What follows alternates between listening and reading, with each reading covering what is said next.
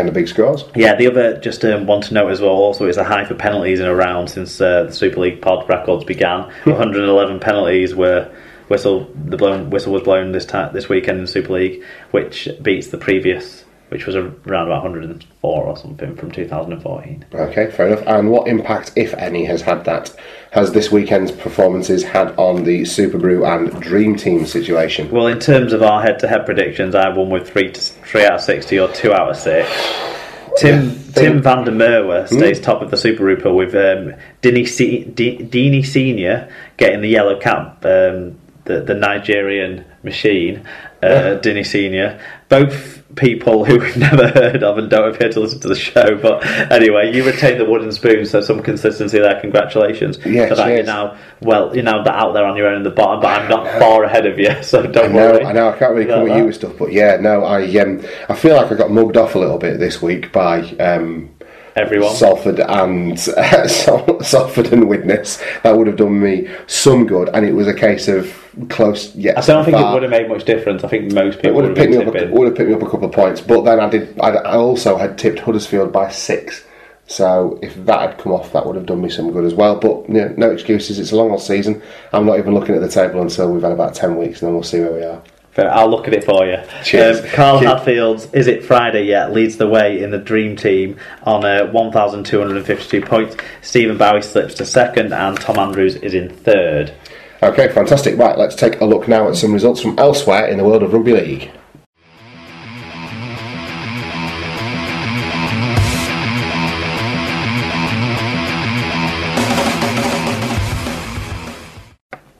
So, into round 2 of the Championship, Friday night's match between Sheffield and Halifax saw the Eagles come out by 26 points to 6 over the Facts, although it was 0-0 at half-time, and we got some tweets in. It was our game of the week, wasn't it, in the Championship, and I think at half-time, I don't know in terms of point scoring it wasn't delivering, but in terms of tension and unpredictability, from what I understand of it, because with a game of our round, they always like to have a look at a few reviews of the game. Halifax actually blew quite a few chances in the first half, and the scoreline doesn't necessarily reflect that they were a bit more in the game, but they had themselves to blame for not taking advantage. And Sheffield came out straight after half time and in a short period scored 3 or 4 tries that blew them away, and the game was effectively over as a contest within 15 minutes or so of half time.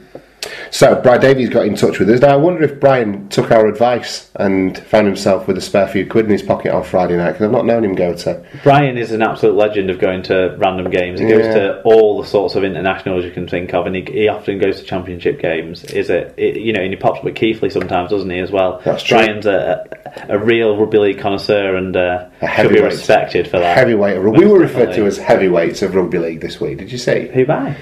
By Willows Road. Have you not seen the picture from the programme at the Salford match this week?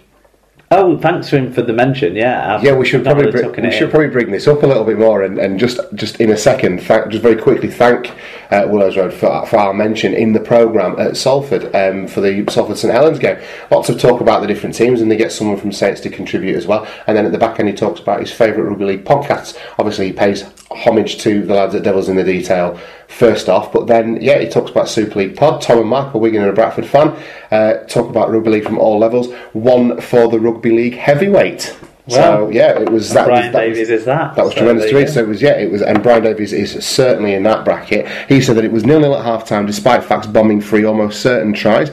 Co's little ground at Sheffield now. They look very professional, a very tight team that's well coached and organised. They'll give Lee and Bradford a shake. Chuffing cold though. The young halfbacks for Sheffield. I was wondering if that was going to be an issue, losing letting some of the experience go that they did. But Corey Aston and I forget the other lad's name, but I think they signed him from Saints, didn't they? Oh, Jesus, yeah. But is it Hewitt? Dave Hewitt? Something like that. But they seem to be working really well together. Yeah, you could tell me his name was Kaiser Soze, to be honest, but I know the picture well. They've also got Rhys Jacks on trial. I'm Kaiser Soze. Dan Fowler got in touch. DFS Ports 97. A great win for the Eagles last night. Keep Halifax to only 6 points is always good. Onwards to Batley. The Bulls. Ooh, that's a derby in the Dan Fowler house, isn't it? Of course, yeah. I think so. Yeah. Oh, tensions. Okay, up in Cumbria on Saturday night, Bradford came away with the spoils with a 46 points to 10 win over Wathaven. Alan Cale got in touch with us. He's a Bulls fan. He said got off to a flying start and happy with the result in the end, 2 out of 2. It was Dewsbury 38, Workington 16. Featherstone and Batley played out a close game, with Featherstone coming out on top by 14 points to 12.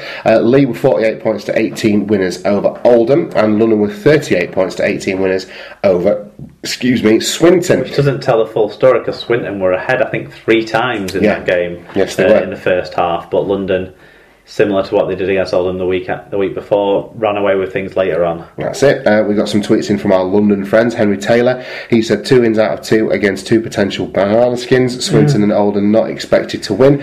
I think that, I don't know. Okay, and it was a 38 points to 18 scoreline. Would have entertained the fans at Ealing and hopefully build the fan base there on to round 3. That's classic Henry, isn't it? Thinking about those as potential banana skins.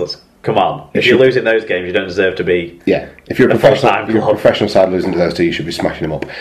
Bigger test next week for London though when they take on Lee. More about that later on. And our friend Paul. It's always nice to hear from lovely Paul. He's been busier recently though, isn't he? He's got himself a girlfriend and a college course to do. All this self-improvement, Paul. I won't have it, mate. I liked you much better when you were massively hungover and hating life. I don't need him all perky and getting happy.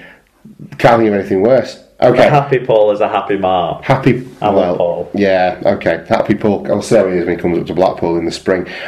Swinton played well in the first half, but Broncos, being a full-time club, proved in the end. So it was round 2 of the Challenge Cup as well over the weekend, which saw some interesting fixtures. I've got some. I've got some geography information for you as well. Geography information is always a go on. Well, Distington. We weren't sure where they're from. They're from the road between Workington and Whitehaven. Right. So there you go, another Cumbrian side that did well in the first round, but not so good this time. More on that in a moment. Okay, round 2 of the Challenge Cup.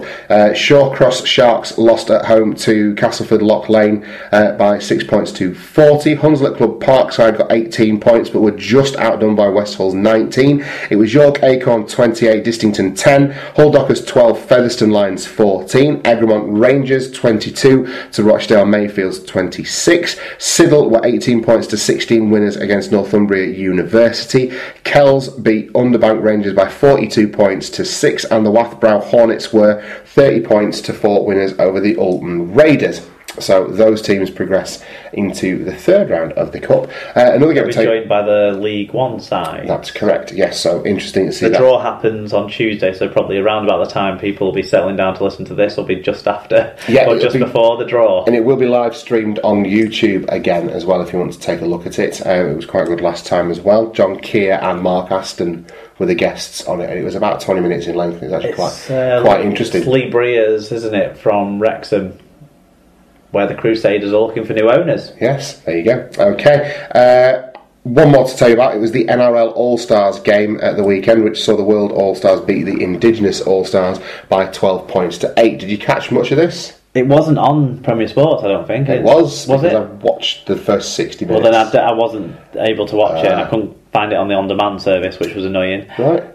But yeah, the James Graham and Tom Burgess were the stars of the show, weren't they? From what I've read. And James Graham was man of the match. Aussie's very keen to downplay anything that a Pommy can do, though. They were talking more about the fact that Marty Powered outlifted Tom Burgess in the gym the week, but Burgess and James Graham played really well. As good as James Graham played very early on, from the highlights I've seen, Greg Inglis absolutely he planted him on his arse, and does it with his hand going across as well, which is the amazing part about it. It just sits him right down. Jammer typically comes back in looking for afters, and he's like the 3rd man into the tackle eventually as he gets round. Dean Gagai impressed me for the Indigenous. He looks every inch the Origin player that he is, and also Ben Barber. Apparently Ben Barber had a really good camp, and people are impressed with him ahead of the season. Yeah, which is interesting because there's a lot of the Sharks. If you listen to the Sharks, what's the Sharkcast or something that's on RL Internet Radio, I think they're going to be talking a lot about who should play in what positions this year, because Valentine Holmes was the favourite for the fullback spot, but then Jack Bird maybe is going to be pushed there rather than the centres, it seems like, from the coaches saying, which I'm surprised. I thought they'd play him in the centres this year. But Ben Barber's really made a push for us. He's still there, isn't he? Yeah, he's at Cronulla. Yeah. Up Cronulla. Right, so that's results from around the world of Rugby League. Now sit back and strap yourselves in, kids, as Super League Pod meets Adam O'Brien.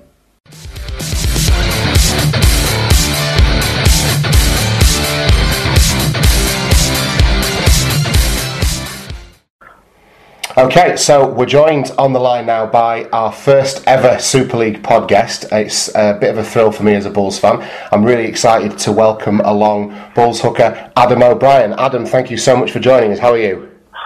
Yeah, very good this evening. Nice to speak to you. Let's get on with the interview. Yeah, we'll have you out. We'll be out of your hair shortly. So it was a big result on Saturday afternoon, and another strong performance from you personally for the Bulls. What's the mood like in the camp now that the season's underway? Yeah, it's very good at the moment. We kicked the season off with 2 wins, which has put us in good stead for the start of the season. So, we're looking forward to Swinton this week, which will be another test, and then the following week, Lee. Probably one of the biggest games all year. So, in the camp, we're training hard at the moment, and looking forward to the weekend, and hopefully we'll get another 2 points and then push on to the league game. Fantastic. So obviously there's a lot of new lads come in this season, or a few new lads come in, and a lot of them are in the pack. How are the new forwards settling in? Are you getting used to playing with each other? Yeah, we've brought some real good players in. Like so, we've strengthened the pack out. I think we've got about 9 or 10 props in the squad at the moment. So they're fighting for the starting spot and the bench spots on the weekend. It's good. They're going well in training. I'm getting to learn new things off them, and they're getting to learn things off me. So it's nice to have some big fellas around me looking after me in the middle of the field. Like you say, it's something you need in Championship. You come across some big teams, Batley, Dewsbury, Halifax, people like that, and like Lee, they've got some big forwards. So it's good to have big forwards on your back and pushing you forward. So it's good for me, and it's helping my game at the moment. That's fantastic. So how confident would you say the mood is around the club about attaining promotion this season? Obviously it's a difficult route to get back into Super League. How do you guys feel about that at the moment? Yeah, definitely. It's one of them, last year we just missed out, you could say in the last 5 minutes to Wakefield to lose a £1 million game, and it's always going to be in the back of your minds, but I think it's something to drive and push us this year. Like you said, we've got new players in, Jimmy's the same coach, we've kept roughly the same players, so you could say we've had a year together to practice, and now we can kick on to the end of this year and hopefully get back in Super League. So it's going to be a tough challenge. Other teams have recruited really well this year, and there's some strong squads out there, and they're gonna come to beat us. With us being the Bradford Bulls and having that bit of awe and reputation about us, the club. It's going to be a challenge, but I think the players are up for it, and we're looking forward to the challenge and kicking on and getting back in Super League. Oh, that's terrific. So, as part of that push to get back into Super League, you're going to be playing a key role. Do you feel any added pressure being such a young player but operating in a key position? I do a little bit. I'm only 22, and like you said, being in the hooking role, it's one of the main positions. You've got to leave the pack ground and then deliver a quality of ball to the halfbacks to let them go and show the magic out wide. So it's a pressured job, but I think at the end of the day, Jimmy gives me a few tasks and a few bits to work on in my game, and really he just wants me to go out there and play, open your eyes and have a look and see what's there and go and play on the field, you know what I mean? So he's quite open that way, he's Jimmy, and he lets you play, and like you said, with having the pack around me and, Danny Addy and Lee Gaskell in the arse and then your backs, we have got a good team, and it makes my job a lot easier in the middle, and makes me perform a lot better because I want to be up with the standards of other players in the team. Brilliant stuff. So when Jimmy came in, and obviously Matt Diskin's still part of the coaching setup there, have those two had a big influence on your development as a player, with them being ex-hookers then? Yeah, definitely. I was a rookie, as you'd say. When they were Heath Lestrange and Matt Diskin in the squad above me, and they played week in week out, and I got a few chances here and there. But now with Heath went back to Australia and Diskin retiring, but still on the coaching, it gave me a massive opportunity, to become an 80-minute hooker and to be playing every week. So, they tip me every week. Disco comes in at change rooms, might pull me to one side and give me a few tips, at the half time or before before the whistle kicks off, you know, and Jimmy gives me a few tips, you know, after the game. We'll do a bit of video in reviews, and he'll tell me a few things that he wants me to work on, you know, for the following week. And so no, it's